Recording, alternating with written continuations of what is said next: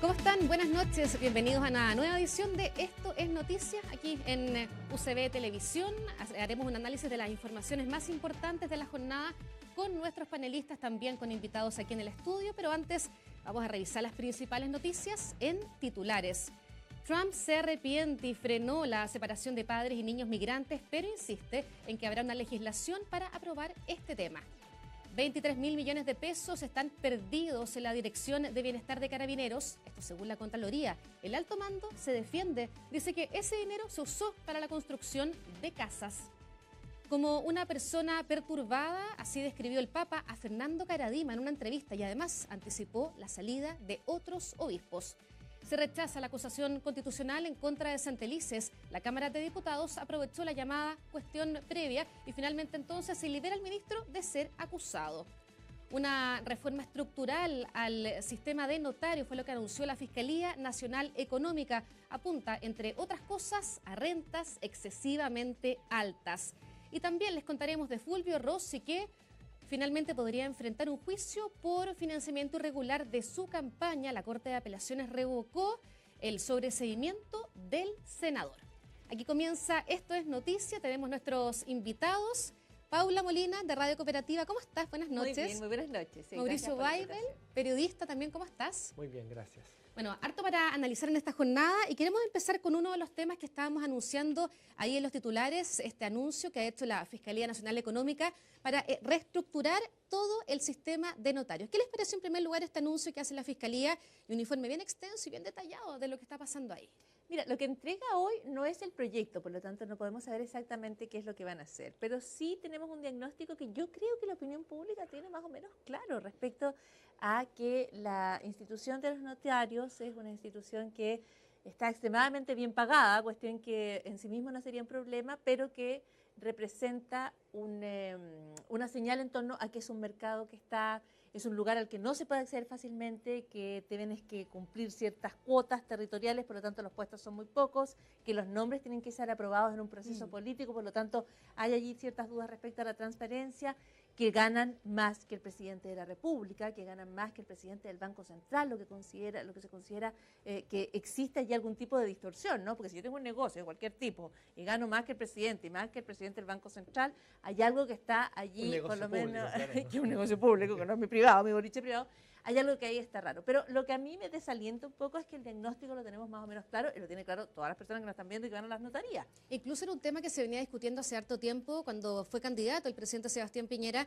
Decía, esto hay que reformarlo, la última cuenta pública, también deslizó algunos temas y ahora la Fiscalía reafirma todo esto con un estudio. Claro, lo que pasa es que es bastante, entre comillas, oscuro la forma en que se designa un notario. De hecho, hubo un par de notarios que salieron o fueron, digamos, Claro, bajados cuando asumió el presidente Piñera, entre ellos el que había investigado el caso Cabal, por ejemplo, que aparecía como una especie de... Está el exministro Campos ahí También también, haciendo hubo toda una claro. revuelta ahí. Pero además se calcula, la Fiscalía Nacional Económica calcula que hay una ineficiencia en el sistema de unos 140 millones de dólares. Eso es casi, para ponerlo en comparación, el presupuesto del Ministerio de Cultura, por ejemplo. Esa es una cifra altísima, 140 millones de dólares. Claro, ahora, considera que además es por un servicio que... ¿Ustedes han ido al notario últimamente? Yo creo que todos pasa alguna Sí, vez por ok. un trámite en el ¿Tú notario. Varias dirías veces. que es una experiencia de lujo, que funciona, ¿Quién que no taca? dice, tengo que ir al notario? Es como... Es una experiencia que puede ser muy tortuosa, donde las esperas pueden ser muy largas, donde uno adivina que hay un proceso allí que no es precisamente de digitalización y modernización a todo Pero vapor, además ¿no? hay trámites como te piden, por ejemplo, el certificado de soltería, ¿no? Bueno, pero, claro, que es otra discusión respecto A los trámites que los te piden, trámites ¿no? que uno le piden. Pero lo que me refiero es que las personas no tenemos la idea de que cada vez que vamos al notario estamos recibiendo un servicio que es de primer nivel y millonario. Al revés, nos da la impresión de que las esperas son muy largas, de que el sistema podría ser mucho más eficiente. Entonces es un lugar donde se mueve muchísimo dinero, donde las recompensas para los notarios son muy altas o las remuneraciones y el servicio para los clientes no es muy bueno. Yo creo que lo primero que hay que hacer es ver efectivamente cuáles son los trámites que tienen que hacerse en el notario y cuáles no. Yo recuerdo haber tenido la oportunidad de haber estado afuera y comprar, por ejemplo, un auto en otro país, ¿no? Que cuestiones así que uno empieza a buscar el notario, ¿cuál es el notario en este lugar, digamos? Y no, son trámites que se hacen en oficinas sencillas que no pasan por toda esta a lo mejor exceso de pompa y circunstancia que tienen los trámites notariales. Hay que ver si a lo mejor hay trámites que los chilenos y las chilenas estamos haciendo en notaría y que podríamos hacer en otras instancias más sencillas o digitales. O digitales totalmente, sí, yo creo que hay que modernizarse y es un tema que hay que hacerlo de todas maneras. Claro, pero lo que Vamos te a ver decía qué anuncio hará el presidente en este sentido, porque ya lo adelantó. Sí, no, solo un detalle, que Sí. hemos hablado harto y sabemos, todos más o menos sabemos el diagnóstico. Sí, ¿Y quién le pone el cascabel al gato o quién le pone el cascabel a los El notarios? ministro de Justicia, el ministro de Larraín, decía que querían hacer un sistema de nombramiento más transparente con una especie de alta dirección pública, ¿no? Que podría ser una manera de Sí, resolverlo. yo les quería llevar a otro tema que también me llamó mucho la atención, una entrevista que dio el Papa Francisco en Reuters, donde habla sobre Fernando Karadima. ¿Leyeron la entrevista o alguna parte? ¿Qué les llama la atención? Está la parte que se divulga respecto a la entrevista donde él dice que eventualmente le puede aceptar la renuncia a otros obispos, pero no dice cuántos y no dice todos. Algunos Y- por edad. Claro, pero sabemos que cuando se acepta por edad, a veces también se está eclipsando el hecho de que son Otra obispos cosa, que están claro. involucrados en cuestiones que pueden ser investigables. Pero luego lo que me llama la atención es el papel que tiene todavía Errázuriz, el cardenal Errázuriz, porque él lo deja adentro de un grupo que es un grupo especial dentro del Vaticano. Y cuando le preguntan respecto a esa renuncia, él dice, nosotros no vamos a caer en el tema de hacer rodar cabezas por hacer rodar cabezas, no. Y buscar los chivos expiatorios, dice Claro, también. entonces ahí eso te va a enseñar respecto a que Errázuriz, que es una persona que yo creo que está cuestionada y que en torno al cual hay algunas dudas, digamos, cuenta o con muchísimo poder dentro de la Iglesia o todavía con la confianza del Papa. Pero Entonces, también, sí, es la primera vez que habla de Fernando Karadima, específicamente, y se refiere a él como un hombre perturbado. ¿Qué te parece esa declaración? Bueno, es un poco lo que esta carta que le envía a los familiares de Karadima, ¿no? En que él les pide perdón a nombre de Karadima, una cosa bastante rara, ¿no? Como dando por entender que Karadima nunca va a pedir perdón, ¿no? la del hermano, tú dices, las Claro. declaraciones del hermano. Yo creo que probablemente un hombre ya de 87 años que puede morir mañana, puede estar muriendo esta noche, probablemente ya no pidió perdón simplemente, ¿no? Es una personalidad probablemente con rasgos que no tiene culpa, no siente, digamos, que hizo un mal, ¿no? Fernando Karadima, yo no creo que él sienta que... Su propio doctor en una entrevista dijo, él no va a pedir perdón. No. Y su hermano también, o sea, lo combinaba a que por favor pidiera perdón y yo No, sé el que él no hermano lo va le a dice, hacer. pide perdón. Pide perdón. Y el doctor, que hay quienes plantean que el doctor está hablando por Fernando Karadima. Mm. Es el que dice que no va a pedir perdón. Es como una especie de vocero el doctor. Hay varias fuentes que apuntan a ese sentido. Pero es probablemente una personalidad que abusa durante años de menores de edad, que tiene un tema de autoridad marcada, muy parecido a la personalidad de Schaeffer. Es muy difícil que alguien con esa estructura de personalidad vaya a pedir perdón. Es como pedir perdón que Schaeffer hubiera pedido perdón, ¿no? No lo iba a hacer. Ahora, lo que sí está claro es que al Papa finalmente le han entregado un reporte completo de quién es Fernando Karadima. Al fin, Porque, después de tanto tiempo. claro, ¿no? En su visita, o sea, podría haber tenido esa información antes de venir a Chile, porque realmente cuando uno ve lo que el propio Papa ha hecho después de visitar Chile, de alguna manera resulta un poco un chascarro algunos de los momentos que vivió la autoridad eclesiástica aquí en el país, ¿no? O sea, ¿Qué les parece la instalación de esta oficina transitoria? Ahora se fueron los enviados papales y dejan esta oficina con un mail, un teléfono, pero transitoria, en el fondo para quienes no pudieron hablar con Bertomeu o Chicluna, pueden hacerlo ahora. Pero hubo bastante gente que no pudo hablar. Yo estaba leyendo hoy día distintas personas que contaban, y en radios también, que no habían alcanzado Y a tienen hablar. ahora la posibilidad. sí, pero la oficina tiene una señal que es mucho más poderosa. Es una manera de decir que la Conferencia Episcopal chilena, las instancias que existen hoy en la Iglesia Católica, al Papa para estas materias, no le dan tanta confianza como la propia oficina Carmó. O sea, hay una señal ahí muy potente respecto a la lucha de poder que estamos viendo. Yo creo que estamos viendo una pelea titánica de poderes que han sido muy grandes durante mucho tiempo en la Iglesia, al interior de la Iglesia Católica, y que hoy está ahí en pugna, y vamos a ver cuáles son las fuerzas que se imponen. Veamos cuáles son las fuerzas que se imponen. Hay que seguir esperando solamente ese tema. Otro tema, estaba ahí como en segundo plano Fulvio Rossi. Finalmente hoy día nuevamente hace noticia porque la Corte de Apelaciones revocó el sobreseimiento del ex senador. ¿Qué les parece todo lo que ha pasado con Fulvio Rossi? Comentábamos también fuera de micrófono lo que fue este atentado que había sufrido tiempo atrás, que fue muy curioso, muy llamativo. Bueno, esto yo creo que hace una gran herida en la carrera política de Rossi, ¿no? Lo digo en el sentido de... Así sería, porque... ok. Yo estaba pensando como ¿En la qué carrera sentido política, de la de qué palabra? manera sigue vigente, No, pero sí, porque recordemos para la gente, si no se acuerda, ¿no? Fulvio Rossi fue senador hasta este año, digamos, no ganó, no fue reelecto. Y una de las últimas situaciones que enfrentó fue un supuesto ataque en su comando por alguien que nunca fue identificado y él tenía una herida que le sangraba, que era una herida de un par de centímetros, un centímetro, ¿no? Que algunas personas pusieron en duda que fuera un ataque real y plantearon que podía ser un autoatentado, en fin. Y lo que sucedió ahora fue que en el fondo la Corte de Apelaciones dijo, ok, se le va a procesar por financiamiento irregular de la política asociado a Sokimich, ¿no? Y que el fiscal Gajardo decía que esta era una buena señal, que era lo correcto, que debió haberse hecho lo mismo con Moreira y otros políticos, digamos. Es una decisión además que a mí me llama la atención porque se toma de manera unánime. Sí. Allí donde uno ha visto diferencias de criterio en la forma en que la justicia chilena aborda estos casos, esta decisión es súper clara en términos de en que son todos los votos y cada uno de los votos.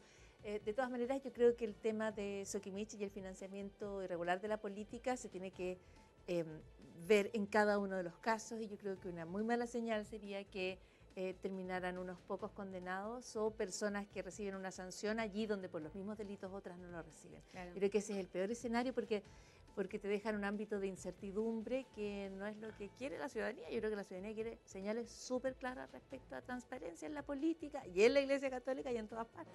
Escuchemos lo que dijo Mauricio Daza, abogado querellante, sobre lo que ocurrió hoy día con Fulvio Rossi. La decisión de la Corte de Apelación en el sentido de dejar sin efecto el sobreseimiento decretado en favor de Fulvio Rossi es una buena oportunidad para que el Ministerio Público pueda esclarecer la verdad de lo sucedido y a partir de aquello realizar las imputaciones que correspondan. Estamos hablando de una persona que fue senador de la República y que está imputado por delitos graves, reiterados, vinculados al financiamiento ilegal de la política. Por lo tanto, es una buena decisión que celebramos y esperamos que esto abra la posibilidad de que se haga justicia. En este caso, agregar que la defensa de Rossi no descarta apelar a esta decisión, algo que podría extender todo eso. Bueno, ahí está la imagen de Fulvio Rossi, quien estábamos viendo. Vamos a seguir con otro tema que también ha generado mucha polémica. ¿Se puede hablar, Mauricio, de un Paco Gate 2? Todavía no, pero Todavía todo no. indica que es muy probable que sí, que tengamos nuevos casos de desfalco en Carabineros. Hagamos una contextualización de lo que ha ocurrido hoy día. Hasta ayer, por así decirlo, sabíamos que habían 28.000 millones de pesos defraudados en Carabineros, que eran recursos básicamente de personal que habían sido sacados de la arca de Carabineros y distribuidos entre un grupo de oficiales y algunos pocos cuentacorrentistas. Ayer, digamos, en un informe de la Contraloría que entrega al Congreso, a la Cámara de Diputados, sabemos además que hay unos 23.000 millones de pesos que no están habidos, están desaparecidos, pero hasta ahora solo están desaparecidos de la contabilidad. O sea, que pudiera ser aún, si es que somos ingenuos o somos buena gente, digamos, pudiera ser simplemente un error contable, ¿ya? Todavía falta demostrar que haya sido un desvío masivo de fondos. ¿No? ¿Podría ser cuando se habla de papeles destruidos también y de ciertas irregularidades en la contabilidad? Lo que pasa es que las Fuerzas Armadas desde el año 89 tienen la prerrogativa que pueden destruir documentación sin pedirle permiso a nadie. ¿Ya? Después de 5 años, que es un plazo muy breve, pueden destruir la documentación que quieran. Y lo que ha pasado en la Mutual de Carabineros y lo que ha pasado en general, el que pasó en el Ejército, el que fue el Milico Gate y el Paco Gate, es que la documentación sobre 5 años se destruyó. En algunos casos también se quemaron computadores, o sea, se perdió también información más reciente. Y lo que complica todo es que los bancos también, por normativa legal, pueden destruir la documentación de 6 años hacia atrás.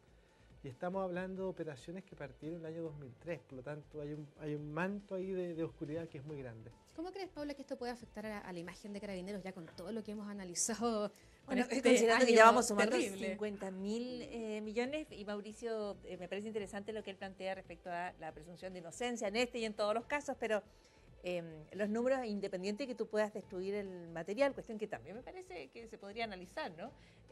Las cuentas tienen que calzar.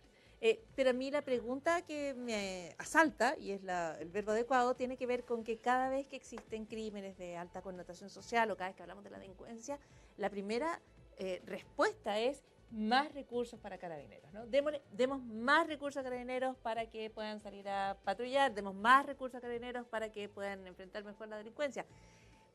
Si este es el destino de los recursos para Carabineros, dineros que no sabemos dónde están, dineros que no se encuentran, dineros francamente malversados, como se está investigando en el caso de los primeros montos, es una señal terrible, y yo creo que deberíamos empezar a aprender que a lo mejor la solución para la institución es, primero, más transparencia, segundo, mayor control de parte de las civiles sobre lo que hacen los uniformados, pero además empezar a revisar la próxima vez que se pidan más recursos para Carabineros, preguntarse exactamente en qué o a dónde van a ir esos recursos. Totalmente. Porque si vamos a pedir más recursos para que salgan a patrullar y en realidad esos fondos se van a ir a las cuentas corrientistas, a los cuentas corrientistas que menciona Mauricio, o a los autos o a las casas de los altos oficiales, no nos sirve, ¿no? El general Rosas, que es el director de Bienestar, dijo que esto se había destinado para la construcción de casas. Claro, efectivamente lo que hay es, pero es una operación bastante turbia, digamos. A ver ¿ya? si puedes, tú que te manejas en el tema. Mira, el año 2003 Carabineros vende un terreno por 600 millones de pesos a la Mutual de Carabineros, que es una entidad privada, no es parte de Carabineros, es una entidad privada. Y esa Mutual 3 años después le vende el mismo terreno a Carabineros, a la Dirección de Bienestar, por 2.500 millones. O sea, en una pasadita, la Mutual ya gana 1.900 millones de pesos. Aclaremos que los excedentes de la Mutual van una parte de ellos a sus directores, que son, entre otros, el general director de Carabineros de cada época. ¿Ya? Por lo tanto, el general director de Carabineros participa en una entidad privada que tiene negocios con Carabineros y se queda una parte de los excedentes, para poder entender, ¿no? Y luego, efectivamente, se contrata a una empresa constructora, ¿ya? Para que haga un trabajo, construya vivienda, etcétera, pero se le paga un sobreprecio de 25.000 UFs, según lo que es el informe de la Contraloría. ¿Ya? Por lo tanto, no está claro. Y todo esto está en un marco y en un manto de que no hay respaldo contable. Entonces, ok, estas son las cifras. Hay una deuda de Carabineros de alrededor de 12.000 millones de pesos que no está bien contabilizada, que no tiene respaldo, ¿ya? Y que se está pagando sin que existan documentos que lo acrediten, ¿no? Hay tantas dudas, Mauricio, para un tema tan importante que yo creo que va a marcar las próximas semanas. Seguramente van a surgir más antecedentes y también seguramente nuestro próximo invitado tiene más datos sobre este tema. Él es el diputado Leonardo Soto, presidente de la Comisión de Bienestar de las Fuerzas Armadas. A la vuelta de la pausa vamos a estar conversando con él. Ya volvemos.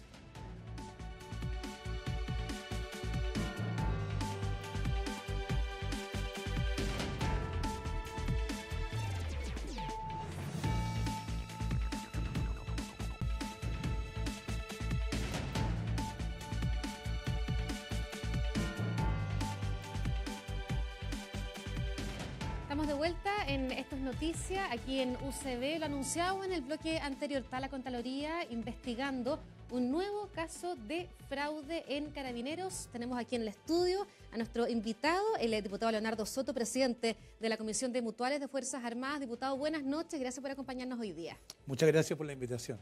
Bueno, ya lo anunciamos, habíamos dejado algunas cifras lanzadas por Mauricio y también por Paula, estos 23.000 millones de pesos que al parecer se perdieron. ¿Qué datos tiene usted, diputado, que nos pueda aportar aquí a la conversación?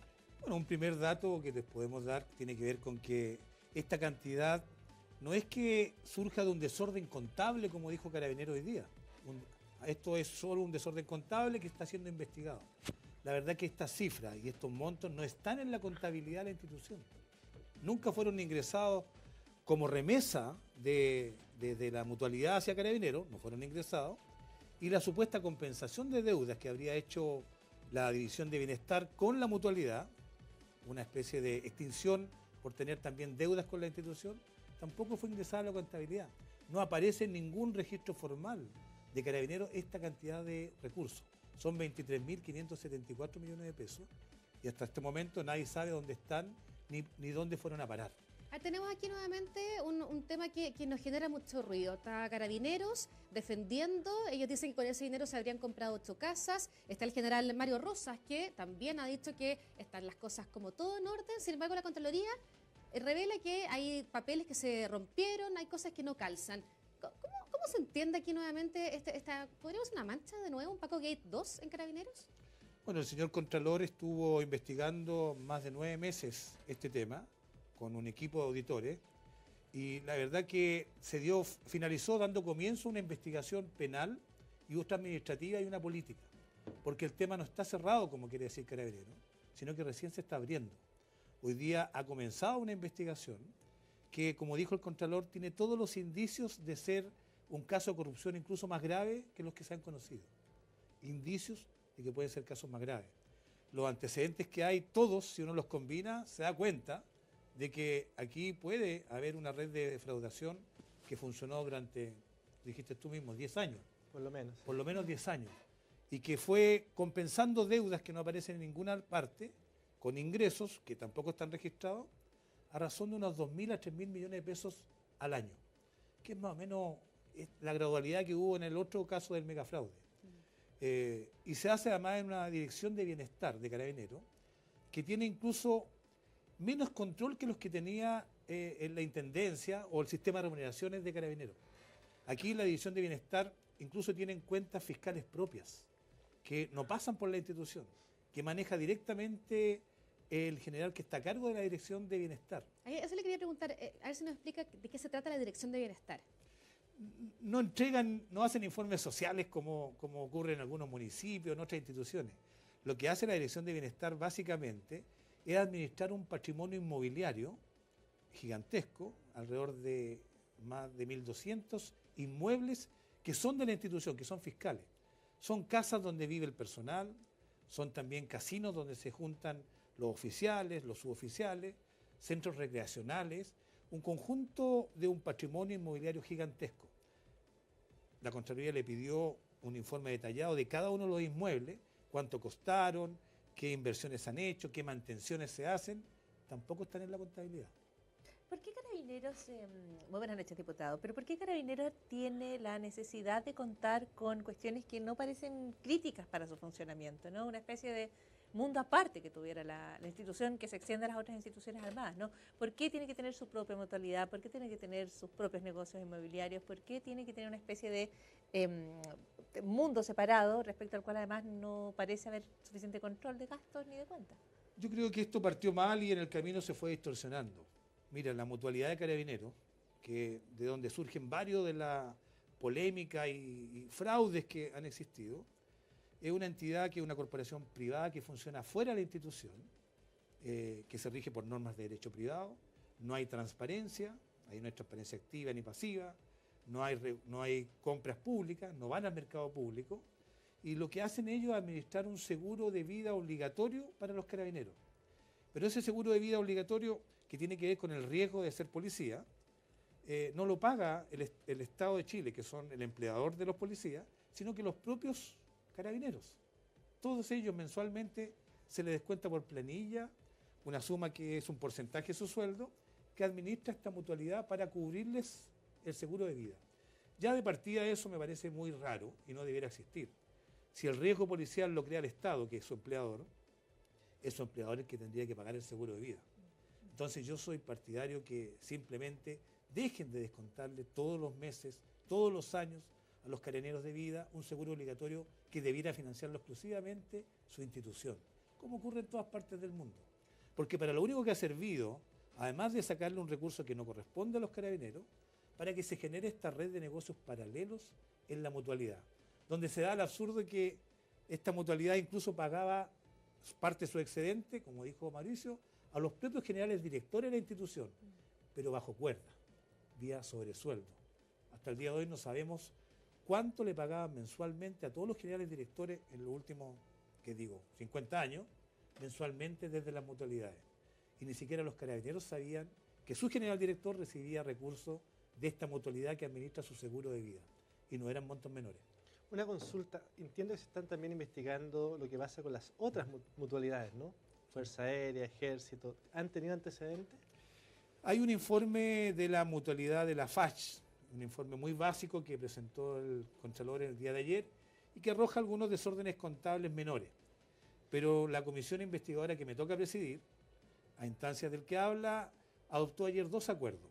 Uno tiene que ver con, sin duda, entregar todos estos antecedentes al Consejo de Defensa del Estado para que ejerza acciones penales y se abra una investigación a fondo que llegue, sin duda, a resolver lo que hay acá.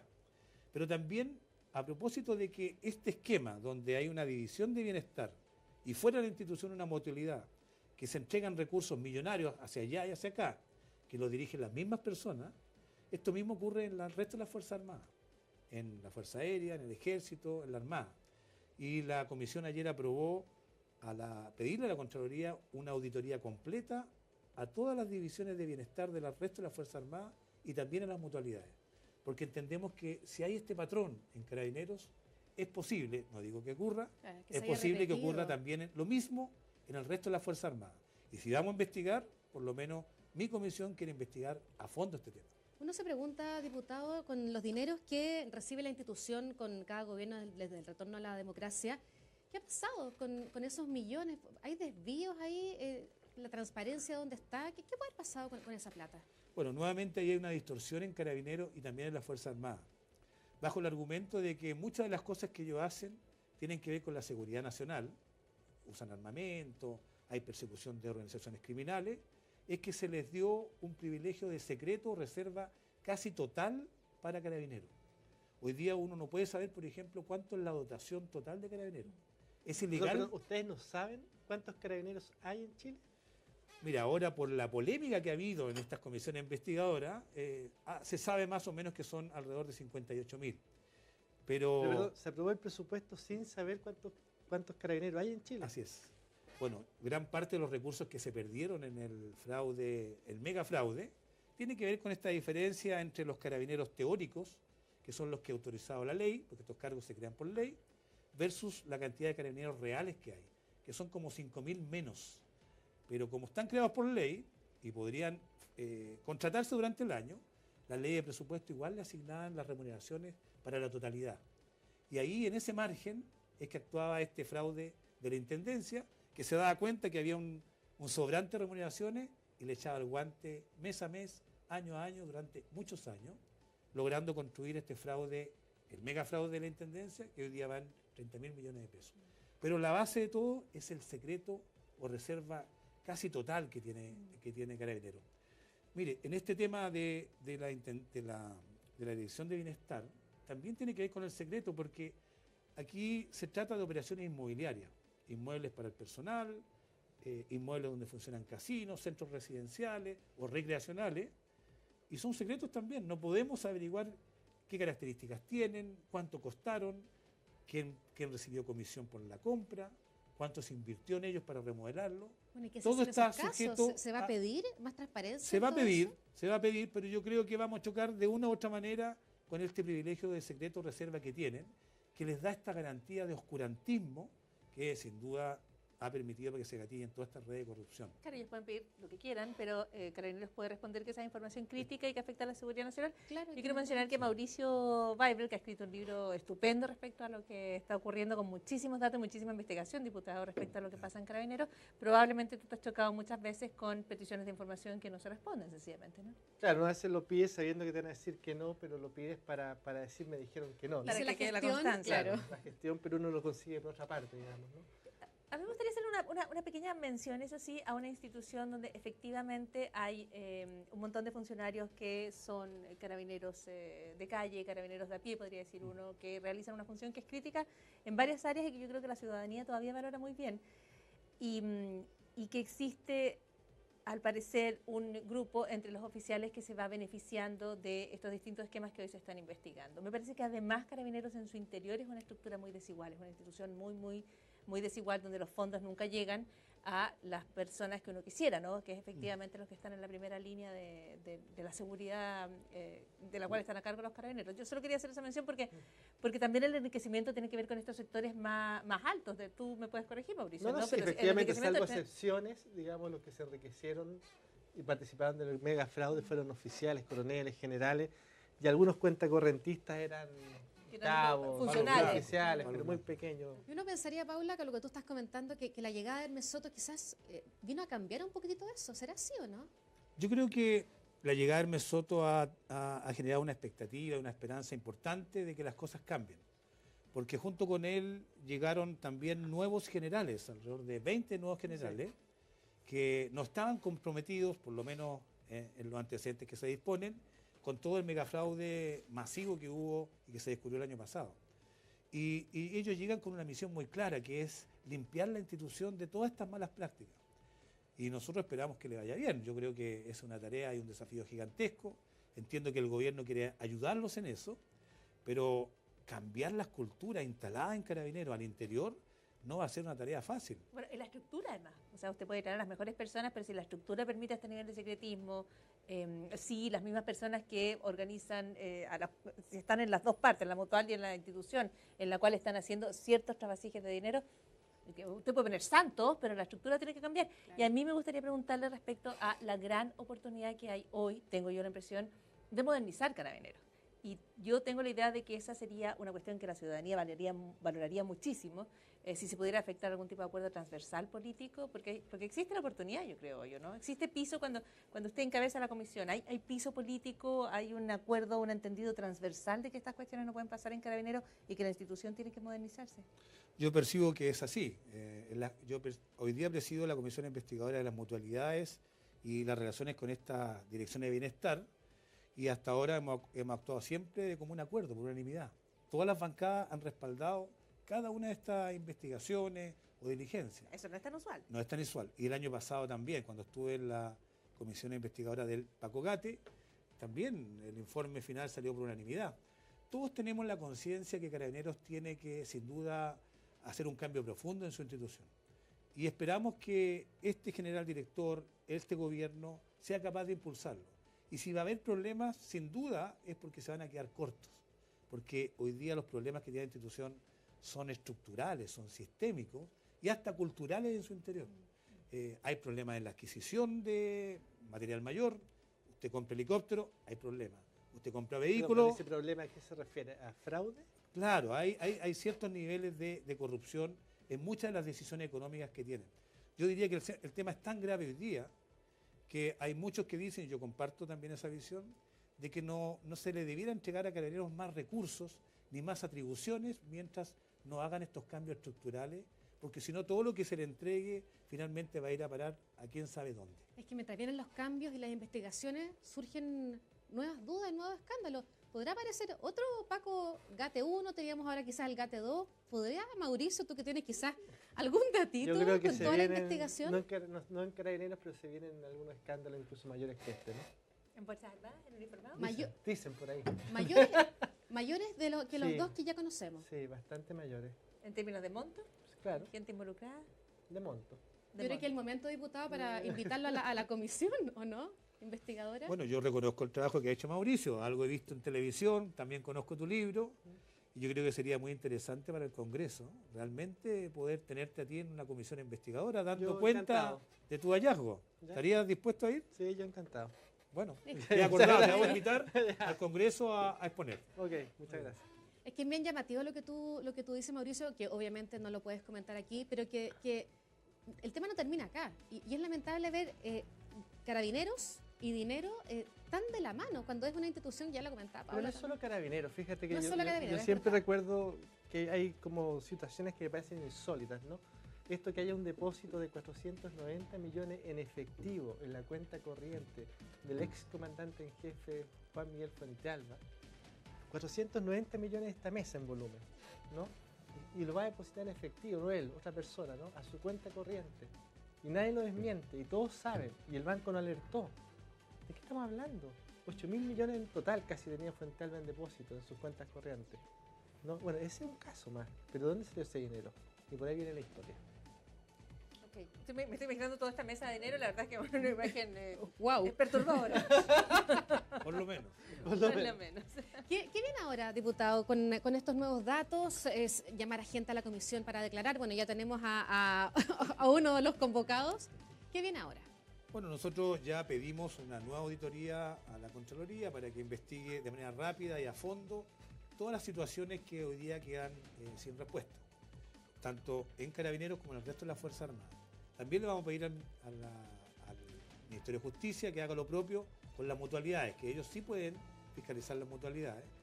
Vamos a seguir con atención la investigación penal del Ministerio Público, ya pedimos la presencia del Consejo de Defensa del Estado, y ahora vamos a invitar a la comisión investigadora, el general Bruno Villalobos, que fue el general director en un periodo extenso, y a los anteriores también, para que nos den cuenta cómo funcionó la Dirección de Bienestar de Carabineros en sus periodos, en los mismos periodos donde aparecen estos faltantes de 2.000 a 3.000 millones de pesos anuales, que nos tienen que dar una explicación clara y concreta. También a los generales que han estado a cargo de esta Dirección de Bienestar.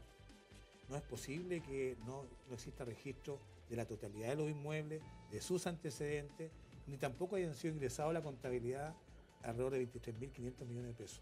Y esa explicación la vamos a pedir en el Congreso. Tiene harta pega, diputado. Le queremos dar las gracias por estar hoy día. La vamos a comprometer para que venga más adelante para ver cómo avanza la investigación. Muchas gracias. Estamos a disposición de este canal. Muchas gracias por habernos acompañado. Hacemos una pausa, ya volvemos.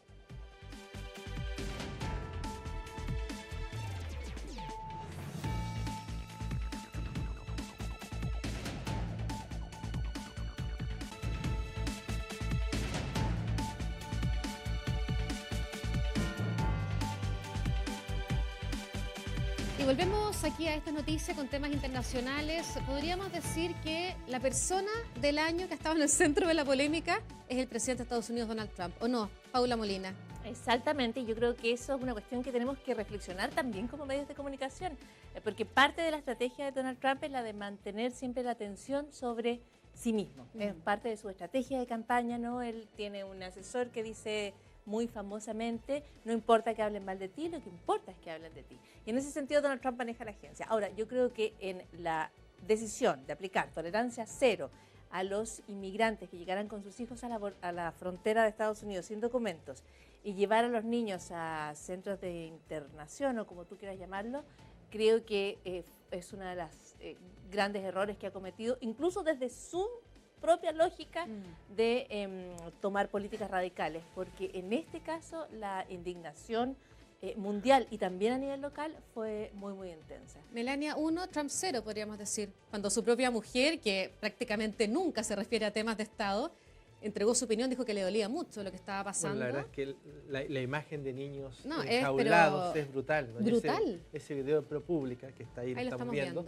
En que un niño de unos 5 o 6 años le pide a una persona que por favor intente ubicar al menos a su tía, ya que no están sus padres. Es brutal, tú cómo enjaulas niños y les pasa unas frazadas que son unas telas metálicas, digamos. No estamos hablando uno o dos, estamos hablando de que en un local había unos 1.400, de que en total son casi más de 2.000 ya. Ahí estamos viendo las telas metálicas con las que se les tapa a los niños en una jaula. Niños que no han cometido ningún delito, es bien brutal, ¿no? Alguien me decía, mira, ni siquiera es inhumano, porque esto está bajo esos niveles, está en el nivel de la bestialidad más grande. Es muy chocante y a mí me gusta que por lo menos haya reaccionado con muchísima fuerza, ¿no? Porque a veces hay políticas que se aplican a la población migrante y en torno a las cuales a veces las personas simplemente no miran o no quieren mirar. Yo estoy pensando en lo que pasó en Europa, ¿no? Donde tenemos barcos que llegan con personas que están arriesgando la vida en el océano, en el Mediterráneo. En Venezuela y no también se los deja entrar. O tenemos desplazamientos de personas. La migración es un tema complejo y en algunos casos no saca lo mejor de nosotros. Fíjate que... Pero en el tema de, perdón, solo para completar la idea, pero en el caso de los niños separados de los padres, hubo una indignación que incluso llegó hasta acá. Hoy estaba programado un almuerzo con la embajadora de Estados Unidos de parte de los parlamentarios chilenos, parlamentarios y parlamentarias, y empiezan a cancelar. Y cuando se bajan de un total de 30 a un número importante, el almuerzo simplemente se cancela. La embajadora de Estados Unidos en Chile es una representante de carrera diplomática, por lo tanto ya no es una autoridad apuntada por Donald Trump. Pero me parece que el Parlamento trató de dar al menos una señal que yo creo que se valora en términos de exponer que esta política es indignante. Sí, indignante, y la verdad es que viola todo tipo de convención de los derechos del niño, ¿no? No se entiende esto, separar a la fuerza a los hijos de los padres sin que hayan cometido un delito mayor, digamos, y a los niños enjaularlo, la verdad es que no tiene ninguna racionalidad humana, ¿no? Otra señal bien llamativa fue cuando el rostro de esta política estaba estaba comiendo con una persona en un restaurante y entraron a funarla. Yo creo que está la imagen de lo que fue esa funa con carteles ahí, con pancartas de esta autoridad que ha sido súper dura. Es la secretaria de Seguridad, sí.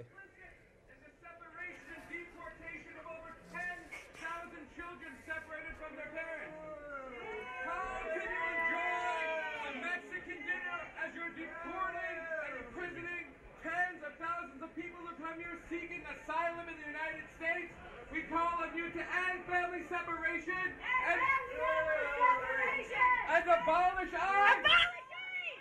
Abolish ICE!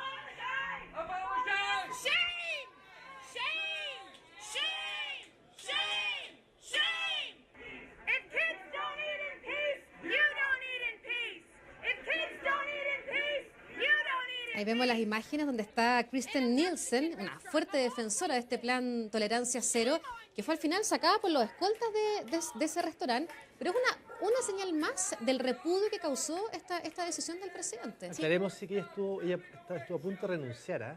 Y justamente por esta política, y después algo sucede y endurece su postura, ¿no? Oye, otro más. ¿Cuántos han renunciado en el gobierno de Trump? Los voceros, que son los que tienen que dar la cara. Hay una conferencia en la Casa Blanca donde también un periodista emplaza a la vocera, le dice, ¿cómo no puedes tener empatía? Tú eres una madre de niños pequeños, estas personas llegan acá sin nada, ¿cómo no puedes tener un poco de empatía? Ahora, la ley existe desde 1997 y la ley tiene una intención que apunta a que tú no puedes detener a un niño. Por lo tanto, si el niño va con su padre o su madre, el padre y la madre al entrar sin documentos, ellos sí pueden ser detenidos a la espera de un proceso judicial. En un plazo de 20 días. En un plazo de 20 días. Pero como los niños tú no puedes detenerlos, en el fondo porque tú quieres evitar que los niños estén en la cárcel por el eventual delito que cumpla su padre, es por el cual tú los separas, ¿entiendes? Entonces es una ley que tiene como... Perdón, solo una pausa. Ahí está el periodista en la ronda en la Casa Blanca y él es el periodista que está encarando, claro. La encara. Bueno, entonces la idea era que si tú vas a detener a los padres, no tienes derecho a detener a los niños. Pero el aplicar, y esa ley nunca la aplica, no la aplica Bush, no la aplica Obama, y cuando Donald Trump dice tolerancia cero, entonces tú tienes que efectivamente decir, voy a detener al padre, al niño no lo puedo detener, entonces al niño ¿dónde me lo llevo?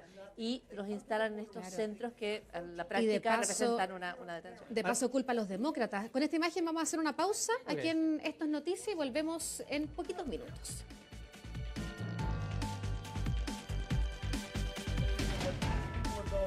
They have less than you do. Sarah, come on, seriously. But you're sitting there telling us it's a law, and these people have nothing. They come over here with nothing. It's not that. It's not about that. It's about you answering a question, Sarah. Honestly, answer the question. It's a serious question. These people have nothing. They come to the border with nothing, and you throw children in cages. You're a parent. You're a parent of young children. Don't you have any empathy for what they go through?